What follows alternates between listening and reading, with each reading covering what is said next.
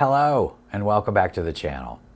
We're diving into a topic that is today totally normal, but when it started was a big deal change from the way things had always been done.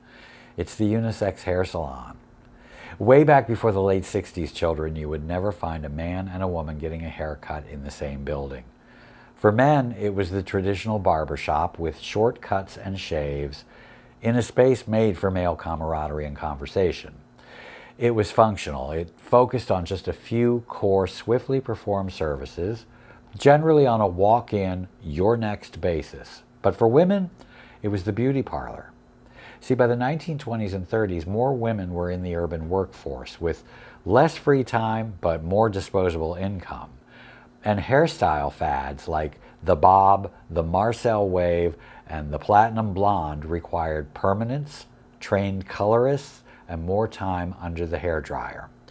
So a visit to your favorite beautician was becoming ever more necessary. These establishments were also dedicated to a wider range of services, often including manicures and facials. And just like the barbershop did for the men, the beauty parlor became a social hub for women.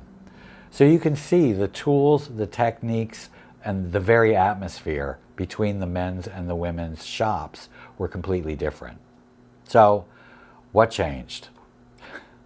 Repeat after me. The 60s. Actually, I should say the later 60s. This was the dawning of the cultural earthquake. The era that was breaking down established barriers, gender roles, social divisions, you name it. And so naturally, hairstyles were changing dramatically too.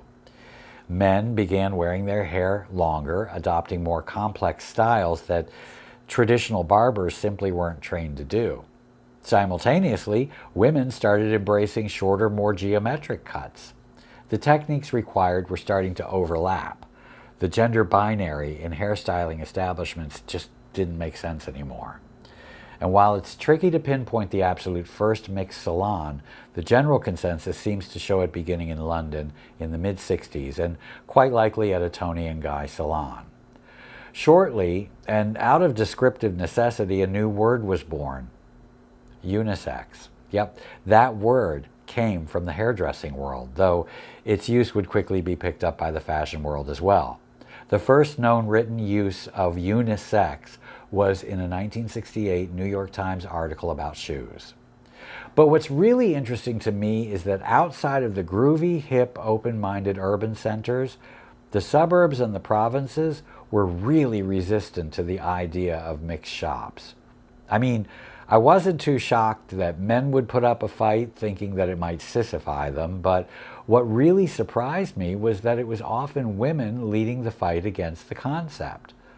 After years of Clairol ads with the tagline, "Does she or doesn't she? Only her hairdresser knows for sure," it seems they had spent so much time and effort to convince the male population that their blonde hair was natural or that gray hair just didn't run in their family, that they did not want men to see them having their hair colored.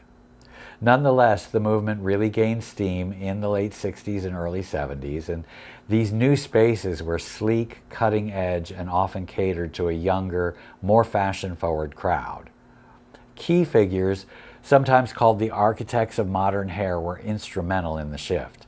People like Vidal Sassoon, the aforementioned Toni and Guy, they were in the UK, and then Paul Mitchell and Paul McGregor, who invented the shag, were here in the US.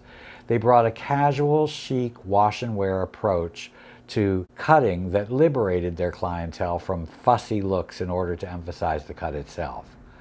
Their work and that of their contemporaries freed us from the days of rollers and teasing combs or Vitalis and Brill-Cream. Now, let's address the elephant in the room question. Why have women's cuts traditionally cost more than men's? Well, while it's tempting to go straight to the grab bag of formerly popular phrases and pull out male chauvinist pig, because I think it pertains to a degree, but historically a man's cut was a quick clipper-based barbering service, while women's cuts usually involved more detailed layering and texture work with scissors, and it takes significantly more time in the chair. You also factor in the wash, the conditioning, and the professional blow dry and style. So more time and more bundled services meant higher labor costs. And finally, longer hair, regardless of who it's on, simply takes longer to manage, section, cut, and dry. The good news is that many modern salons are moving toward gender-neutral pricing format, charging based purely on hair length and time needed for the service, which is how it should have always been. Today, the unisex salon is simply the standard. It's a reflection of a society that values skill and artistry over gender division. Well, what do you know? We've come to the end of another stroll through the mid-century vault. I would be so delighted if you would leave me a comment and like this video. It really blow dries and styles the algorithm. Philip Mershon signing off, and until next time, comb your hair.